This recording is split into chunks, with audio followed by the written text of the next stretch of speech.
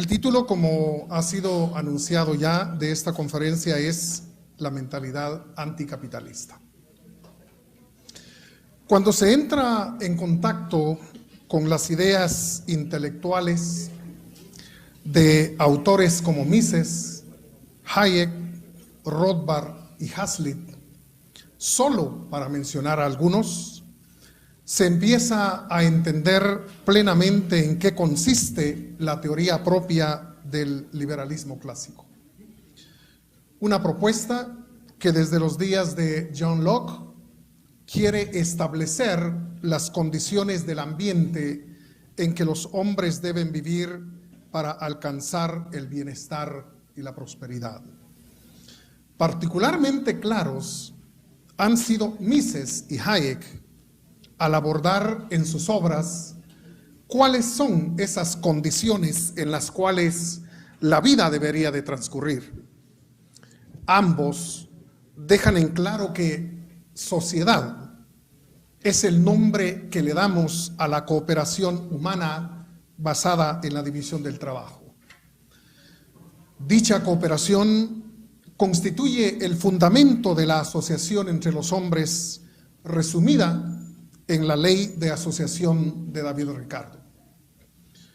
Lo anterior convierte la vida en sociedad en un medio, en el mejor de los medios descubiertos para que cada quien alcance la realización de su propio proyecto de vida.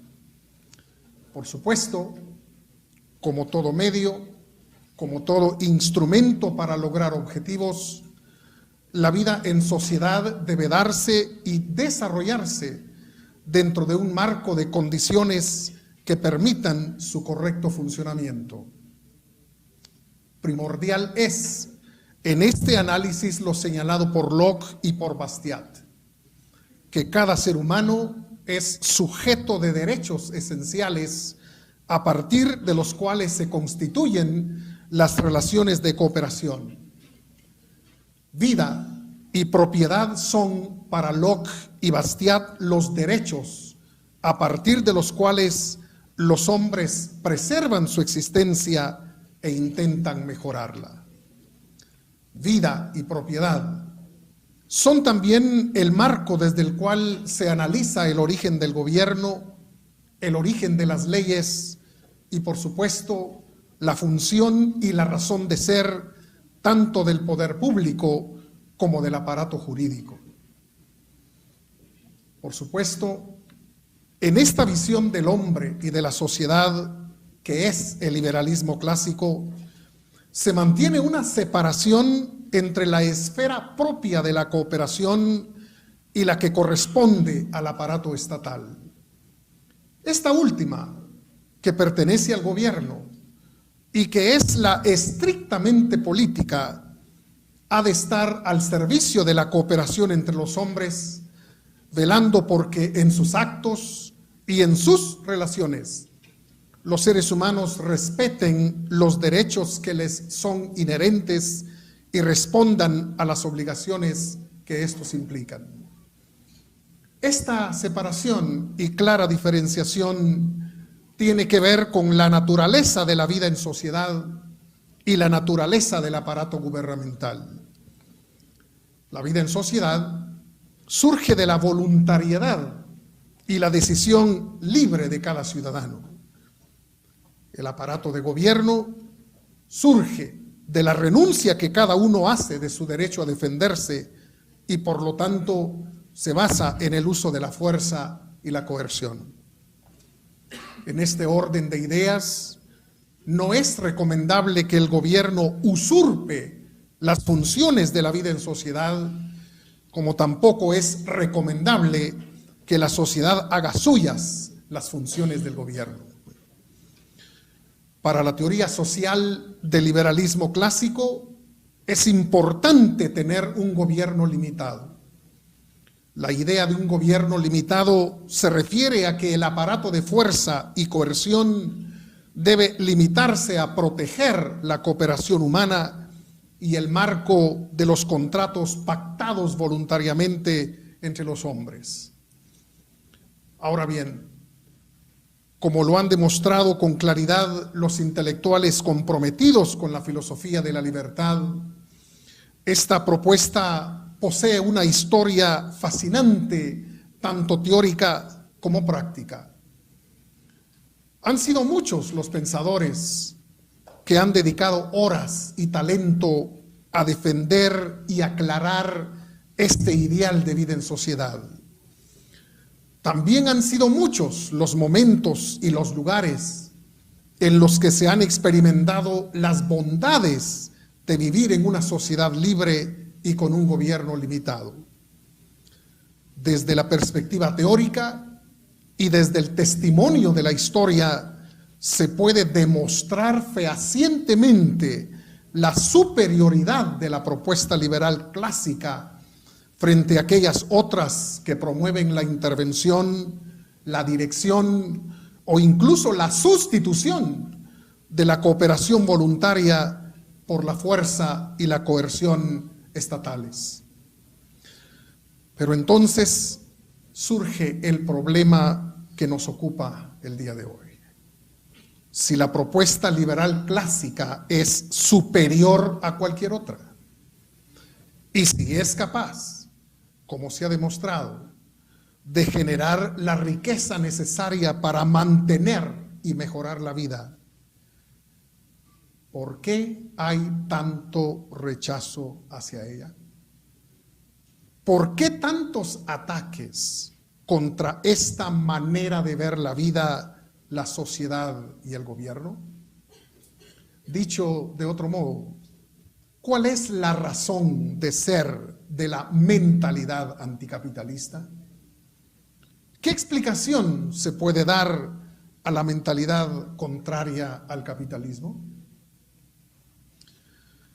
Ludwig von Mises hizo suyo el reto de responder a estas interrogantes.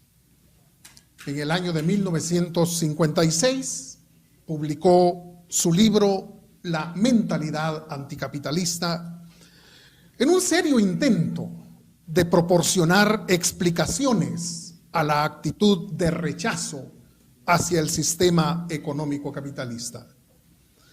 La obra se refiere, en primer lugar, a las características de una economía libre y a su capacidad, ampliamente demostrada, de mejorar la existencia humana en este mundo.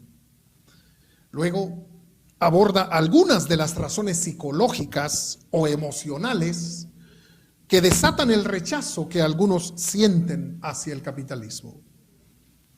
La obra también hace referencia a la manera como el llamado hombre común percibe la economía de libre empresa, concepción que, por ser producto de una estrechez de miras, no es más que una caricatura, una deformación del sistema.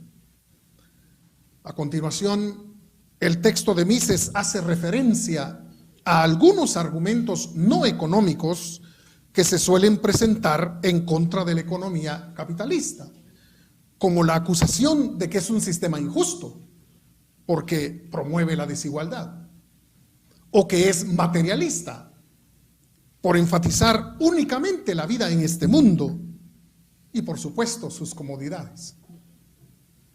La obra del 56 merece ser leída el día de hoy para ayudarnos a comprender la atmósfera de rechazo hacia el capitalismo que se respira en muchos ambientes.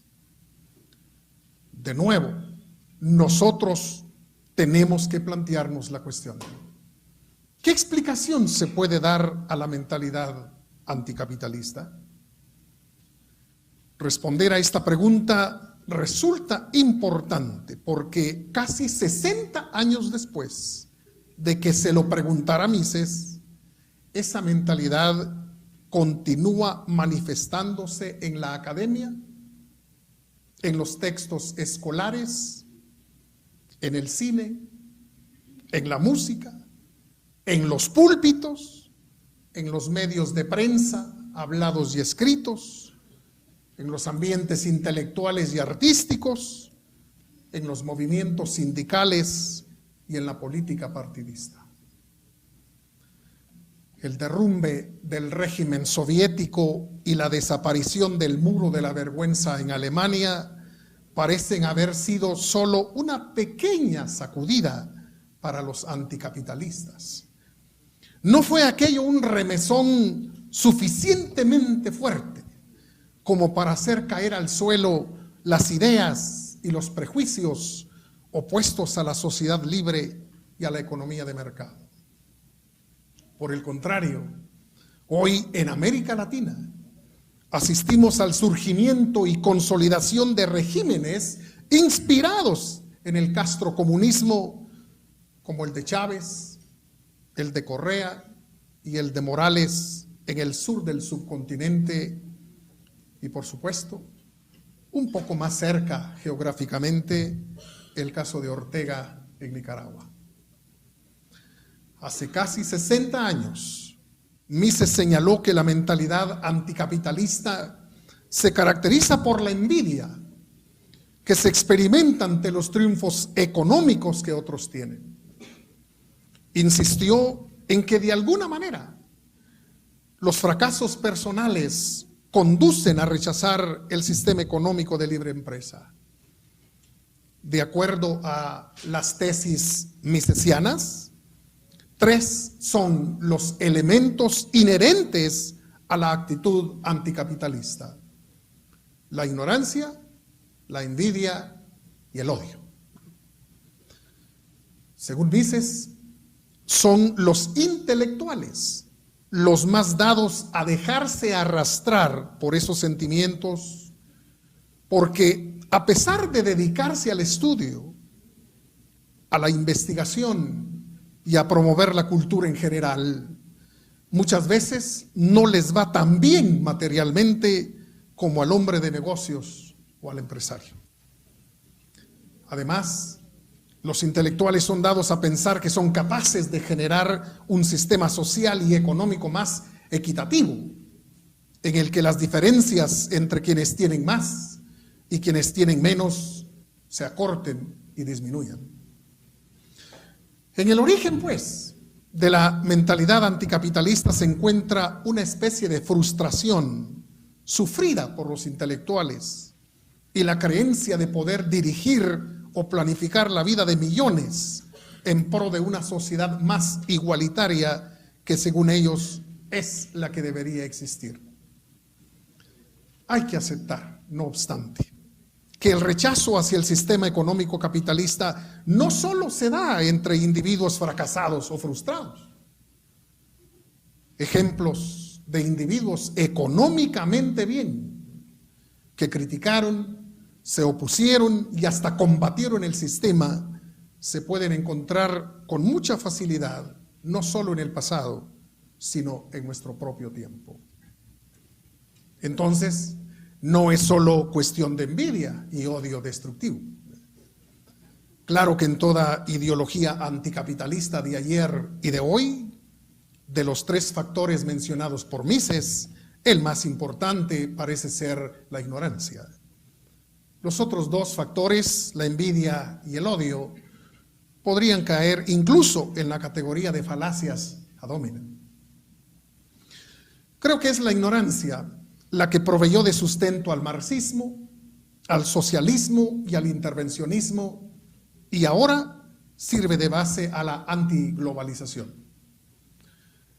Pero con el correr del tiempo se han ido sumando otros factores, otros elementos a la ideología anticapitalista.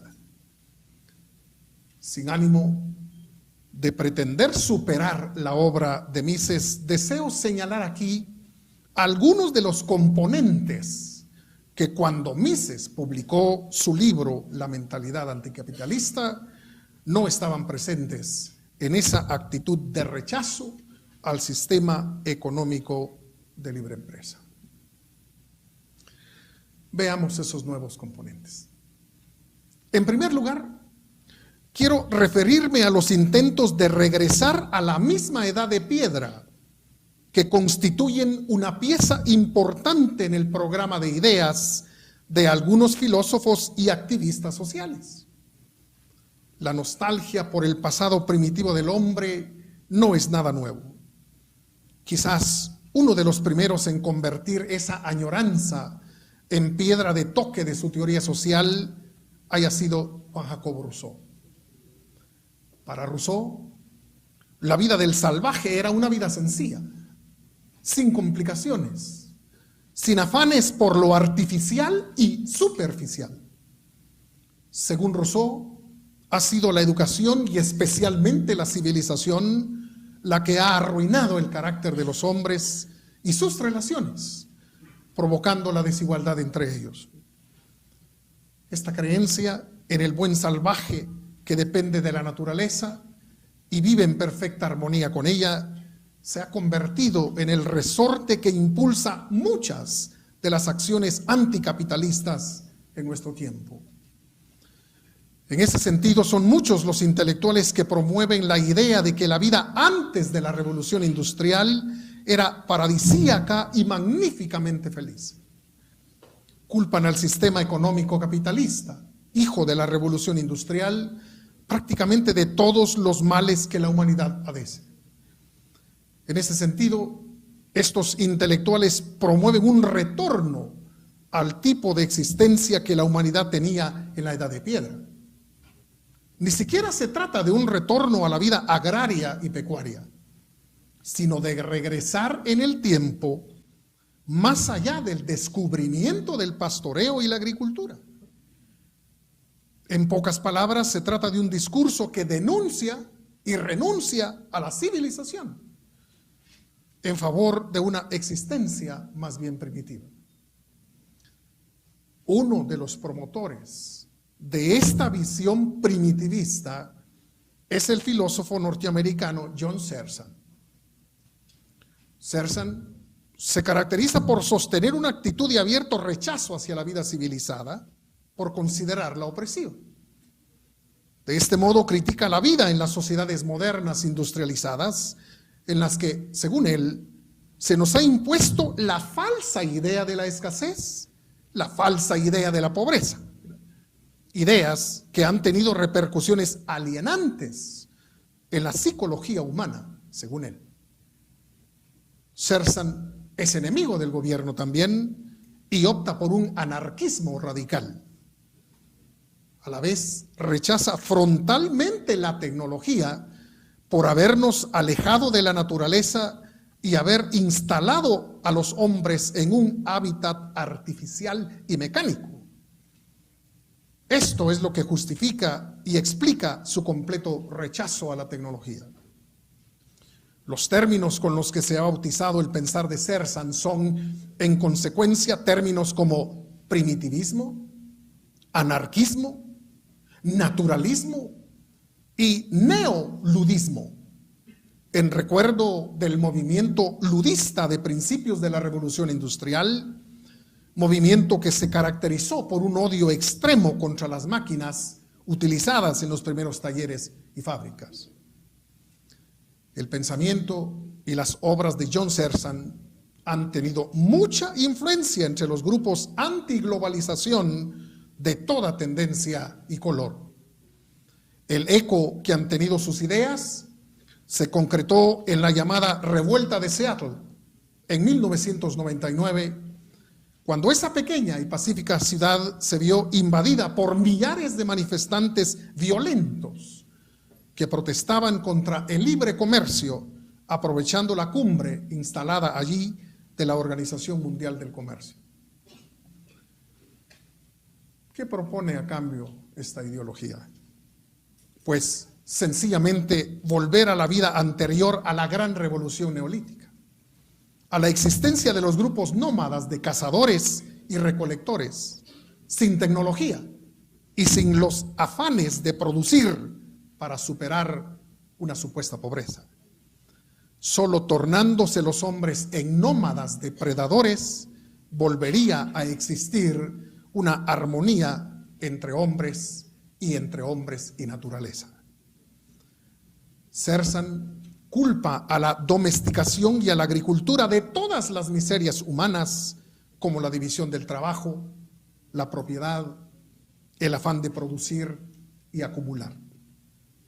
También las culpa del aparecimiento del pensamiento abstracto como las matemáticas, que tan mala influencia, según él, han tenido en nuestra concepción del tiempo.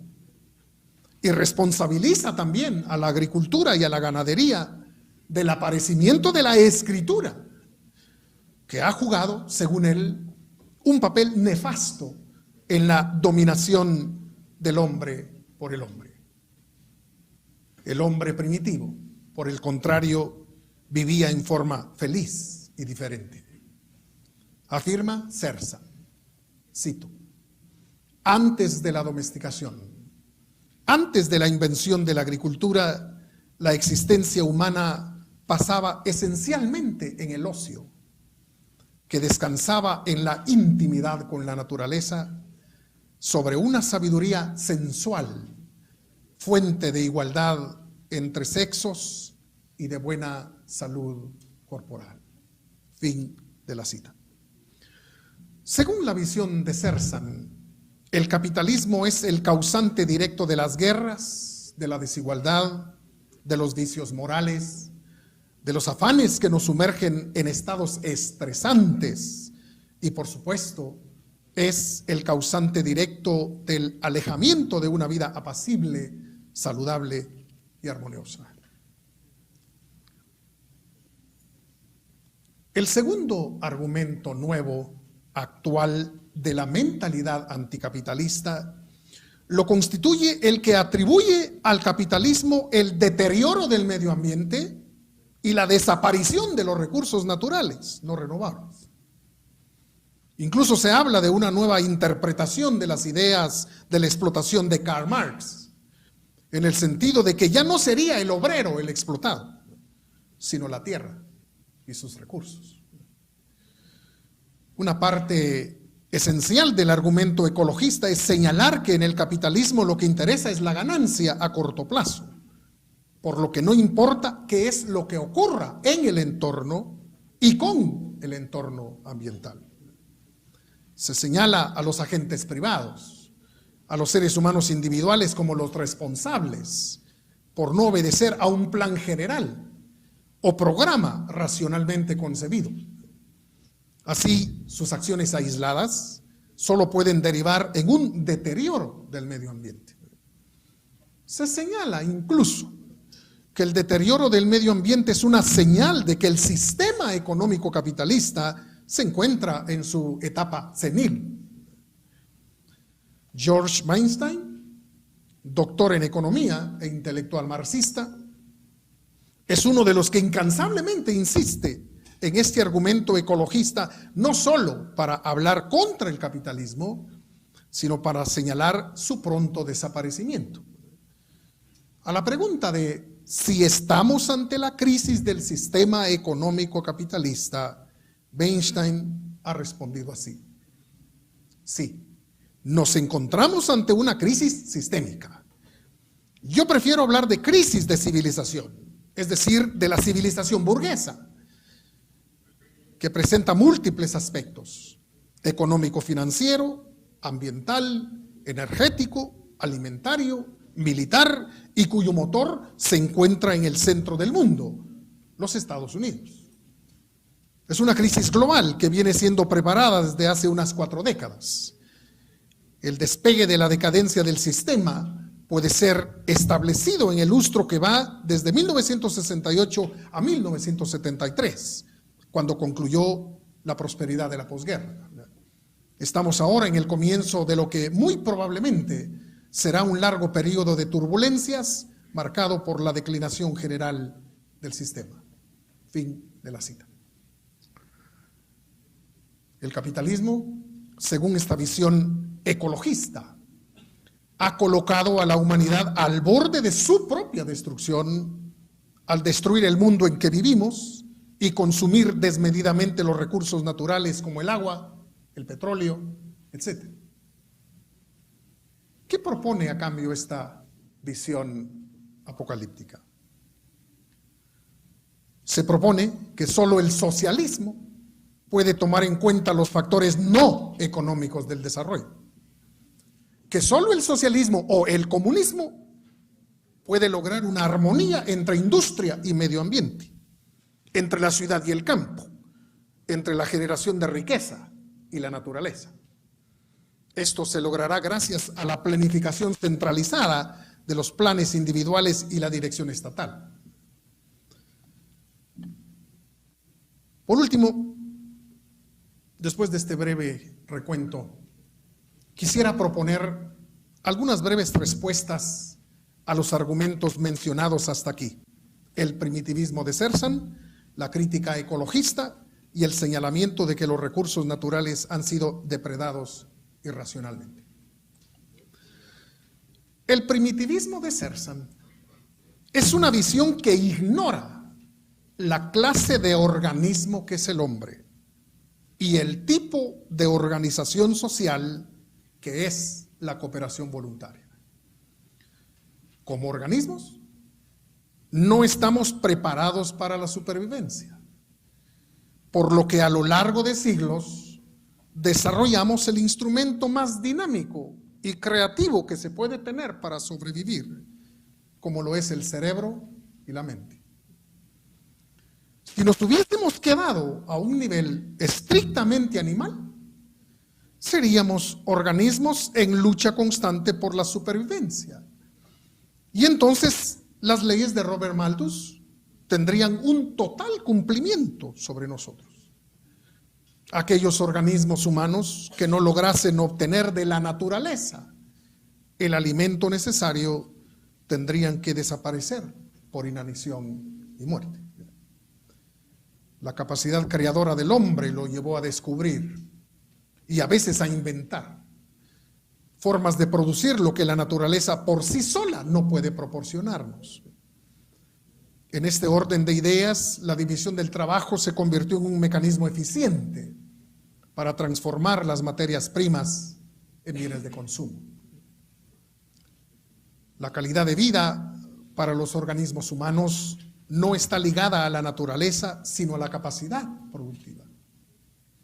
Y en ese sentido, el sistema capitalista ha demostrado hasta la saciedad tener la capacidad de generar los medios que cada organismo humano requiere para vivir. El incremento de la población mundial desde los días de la Revolución Industrial es un testimonio de esa capacidad. Mucha más gente pudo sobrevivir y la vida vino a ser mucho más satisfactoria y, por supuesto, prolongada que nunca antes la humanidad había experimentado. Por otro lado, yo me pregunto, ¿qué haría Zerzan y quienes lo siguen sin la tecnología que les permite desplazarse en horas de un sitio a otro o comunicarse y dar a conocer sus ideas sin la magia de Internet y de los ordenadores?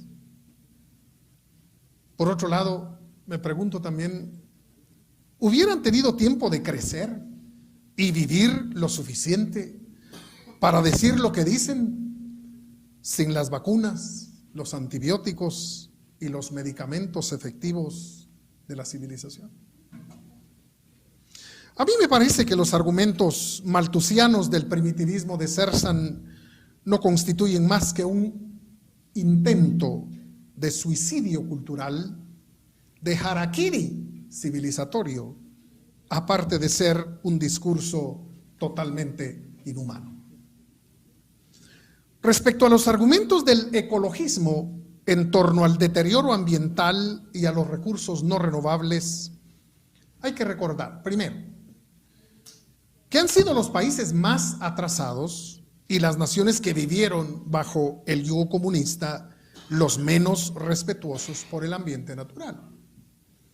Los pueblos más pobres y atrasados porque su productividad es de mera subsistencia y se encuentra casi totalmente atada a la tierra y además descansa en procesos productivos atrasados y primitivos. Y los pueblos bajo el yugo comunista porque, por un lado, lo que es de todos es de nadie y nadie lo cuida. Y por otro, porque la maquinaria gubernamental generalmente es incapaz de velar efectivamente por todo y es responsable por nada. También es necesario mencionar la obra de algunos intelectuales que se dedicaron a responder a las críticas del ecologismo apocalíptico con serios argumentos y demostraciones. El primero de esta lista es Julian Simon, un liberal cuya obra vale la pena conocer en general. Únicamente recordemos aquí de pasada el libro de Julian Simon que se titula El último recurso, en el cual el autor demuestra cómo los recursos naturales son hoy más abundantes gracias a la tecnología y a su empleo eficiente, merced a las señales del mercado. Otro texto importante en esta línea de pensamiento es el libro The Toxicity of Environmentalism de George Reisman, que tiene la virtud de demostrar abiertamente que la naturaleza en sí misma carece de valor hasta que el ser humano descubre su utilidad. Reisman desenmascara a los movimientos ambientalistas como una cruzada en contra de la misma humanidad. Otro libro de gran valía es el de Patrick Michaels, titulado Satanic Gases, en el cual el autor demuestra que las medidas y parámetros utilizados para constatar el llamado calentamiento global no han sido todos los científicos que deben ser. Sus descubrimientos fueron la base para que algunos países no firmaran los llamados protocolos de Kioto. Michaels demuestra que el calentamiento del globo es mucho menor de lo que se asegura y que la causa no es una sola, sino muchas. De modo que el CO2 no es el único responsable. Pero quizás el más valiente de todos estos intelectuales sea John Lomborg. Lomborg, déjenme decirles, fue durante un tiempo un activista al servicio de Greenpeace, involucrado en andar vociferando en contra del sistema económico capitalista por diversas partes del mundo. En una visita efectuada a los Estados Unidos, entró en contacto con la obra de Julian Simon. Lomborg no estaba necesariamente de acuerdo con Julian Simon, pero en su intento por examinar los argumentos de Simon, terminó convenciéndose de que Simon tenía toda la razón al afirmar que las cosas en el mundo y con el mundo están mejor hoy que hace un siglo. Lomborg publicó una serie de trabajos en la prensa que después reunió en una obra que lleva como título The Skeptical Environmentalist, en cuyas páginas se demuestra hasta la saciedad lo falaces que son los argumentos ambientalistas del ecologismo aterrorizante, aparte de dejar en claro que los seres humanos no somos enemigos acérrimos de la naturaleza. Trabajos como el de Lomborg han ayudado a revelar incluso que científicos de prestigio, como el finado Stephen Schneider, suelen recurrir a la exageración y a la mentira para impactar a la gente y conducirla a aceptar las denuncias ecologistas. Para terminar, pienso que la mentalidad anticapitalista podrá seguir inventando señalamientos infundados en su afán de desprestigiar el sistema económico de libre empresa, pero serán siempre eso, palabras carentes de fundamento. Por el momento, podemos concluir en que todo lo que disfrutamos el día de hoy y que hace la vida más saludable, confortable, agradable y prolongada, se lo debemos a la economía libre.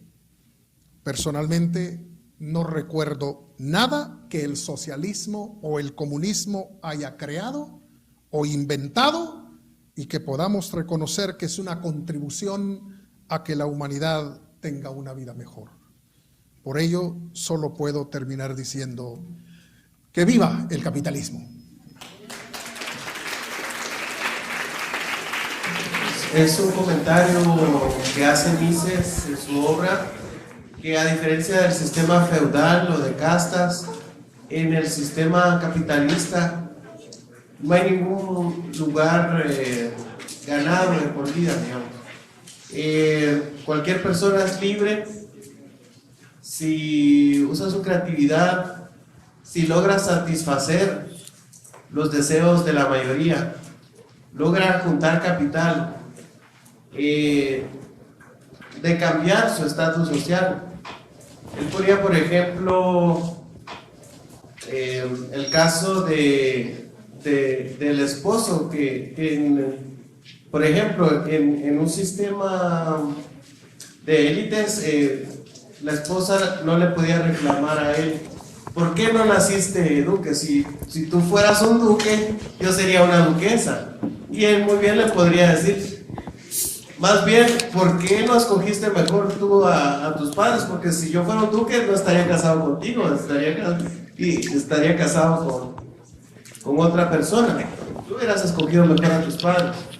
Entonces, en el capitalismo menciona él que es mayor la responsabilidad de cada uno, de su situación.